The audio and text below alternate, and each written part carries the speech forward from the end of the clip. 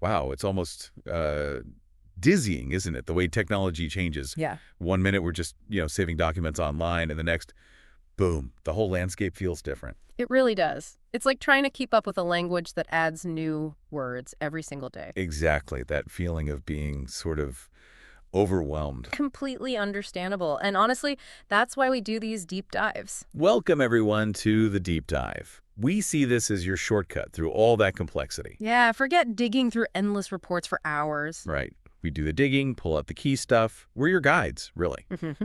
And today, for you, the learner, we are tackling something called Cloud 2.0. And for this one, we've looked at a real mix of sources, some deep analysis from places like SiliconANGLE, Tata Consultancy Services, but also views from Veritis, Yotta Infrastructure, DZone, Akka, Nutanix, Wipro, so quite a range. That's a good mix. So our mission today is pretty straightforward. Yeah. Let's unpack Cloud 2.0. Yep. What is it? What's driving it? How's it different from, the cloud we already kind of know? And crucially, what does it mean for businesses, especially looking ahead to 2025 and beyond? Exactly. We'll try not to get too lost in the weeds, just the core insights you need. Right. These sources, they paint a really interesting picture when you put them together. So where should we start? Maybe define Cloud 2.0 versus 1.0. Good idea. Let's set the stage. So Cloud 1.0, based on what we've read, that was mostly about taking your existing IT stuff, servers, storage, and just making it virtual, moving it online, basically, like digital filing cabinets. Right, often called lift and shift, just moving it as is. Yeah, exactly. The main goals were like cutting costs, getting more efficient. But Cloud 2.0, it's not just doing that better. It's a real paradigm shift. A shift in thinking. Totally. It's about full-on digital transformation. Yeah. Driven by data, smart AI, using the cloud at massive scale. It's enabling totally new business models, real innovation. So not just version 2, but a different way of using the cloud. Precisely. It's becoming the central architecture, the foundation for growth. And you see that in the investment, right? Veritis mentioned over 94% of organizations are doing digital initiatives in 2025. That's huge. It is. And they also projected, what was it, $8.5 trillion in direct digital transformation spending by then. It just shows the scale of this change. Wow. Okay. So we know it's a big shift. What are the actual technologies, the trends making Cloud 2.0 happen? Well, one of the absolute fundamentals is microservices. Ah, right. Instead of one big application. Exactly. You break it down into smaller, independent services that talk to each other, like Legos instead of a solid block. Makes sense. So if one bit breaks, the whole thing doesn't necessarily collapse. It's much more resilient, easier to fix things too. And Akka talks about reactive microservices. What's that? Yeah, that's a specific design approach. Things like isolation, autonomy, asynchronous communication. They're built to be super scalable and handle failures gracefully in the cloud. Each service is kind of its own little world. Okay, interesting. And then there's data, obviously. Yeah. Huge in Cloud 2.0. It's not just storing data anymore. It's about analyzing it, using AI, machine learning. Right, pulling out actual insights. It's doing it in real time, often. That's becoming critical for making smart decisions quickly. So AI and ML are sort of baked into Cloud 2.0 then? Absolutely essential. They're how you unlock the value in all that data, driving automation, creating intelligent apps. And generative AI too, like creating content. Yeah, Veritis mentioned that. For content, customer interaction, AI isn't just analyzing, it's creating. That's a big step. Okay, what else? Serverless computing comes up a lot. Oh, definitely. Serverless is a big one. The idea is you just focus on writing your code, your functions. And you don't worry about the underlying servers. Exactly. The cloud provider handles all that infrastructure management. It's faster deployment, often cheaper because you only pay for exactly what you use. Pay as you go? Right. And it scales automatically. If you suddenly get a flood of users, it scales up. If it's quiet, it scales down. Very agile. Got it. Then there's edge computing and IoT. Processing data closer to the source. Yes.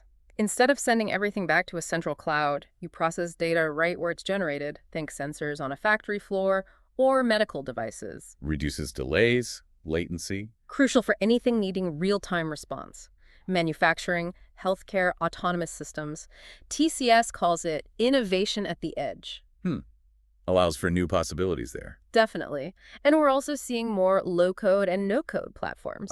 So people who aren't hardcore developers can build apps. Precisely. Speeds up transformation because more people can contribute directly. It's like using pre-built components. Makes sense.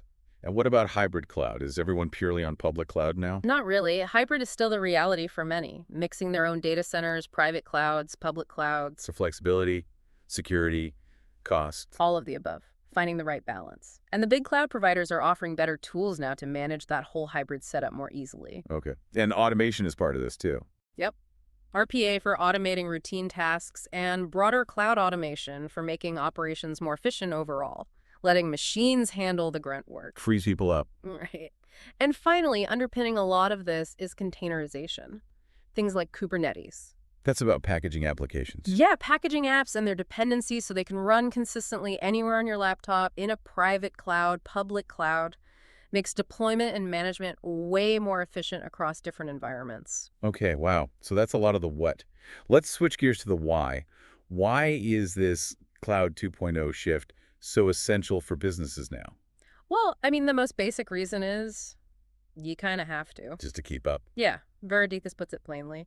Adapting is crucial for staying competitive. It's becoming table stakes. Right. And it's also about customers, isn't it? Using tech to understand them better. Absolutely. Meeting their needs, building loyalty, that comes up too. And better teamwork inside the company. For sure. Digital tools help collaboration, communication, boosts productivity. But the really big ones seem to be agility and innovation.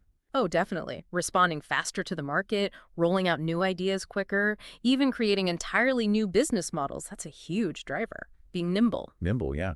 And cost is still a factor, right? Even if it's not the only factor anymore. Still significant. Shifting from buying servers upfront CapEx to paying as you go OpEx, plus efficient resource use. And those savings can be big. Potentially huge. Yotta cited a McKinsey estimate of up to 60% savings in some areas. 60%. Okay. And the last, why resilience? Things just work better. Pretty much. Cloud-native apps built this way can handle ups and downs in demand, recover from failures automatically, less downtime, more reliable service. So lots of compelling reasons to move towards Cloud 2.0, but it can't be easy. What are the hurdles, the challenges? No, it definitely has challenges. One big one is just complexity. Integrating all these different pieces, especially if you have apps across different clouds, on-premise. Managing that tangled web. Exactly. And then there's vendor lock-in. Getting too dependent on one cloud provider. Which can limit flexibility and maybe increase costs down the line. It can, yeah. Though TechTarget notes businesses are getting smarter about managing costs and avoiding putting all their eggs in one basket. What about the people side, organizational changes? That's a big one Wipro mentions. Infrastructure teams and app development teams need to work together differently, think differently. It's a cultural shift, too. And just the cost of upgrading old applications. Modernizing them. Yeah, that workload modernization can be expensive and time-consuming. It's not trivial. Phased approaches are key. Right, can't do it all at once. And security. That must be even more complex now. Hugely important. Protecting data and infrastructure across all these distributed environments is a major focus. We're seeing more zero-trust models, better unified security tools. Zero trust, meaning don't trust anything by default. Essentially, yes. Verify everything. Yeah. And related to that is data privacy, data residency, where your data lives and who can access it. Meeting all the regulations is a growing challenge. Okay, so acknowledging those challenges, where does this all head next? What's the future of Cloud 2.0 look like? Well, looking ahead, we'll likely see continued growth in serverless and containers, especially in hybrid setups. Makes sense. The big players will probably offer more sophisticated private cloud options that integrate tightly with their public clouds. More seamless hybrid management. Right. And AI and machine learning, they'll just get bigger and more integral, running at scale across these hybrid models. Okay.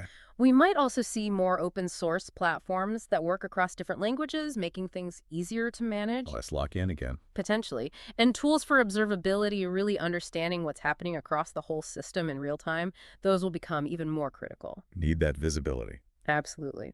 And finally, a really important one, sustainability. More focus on energy efficiency in data centers and cloud infrastructure. Greener cloud. That's good to hear. Okay, so let's try and wrap this up. The key takeaway seems to be that Cloud 2.0 isn't just more cloud, it's different cloud.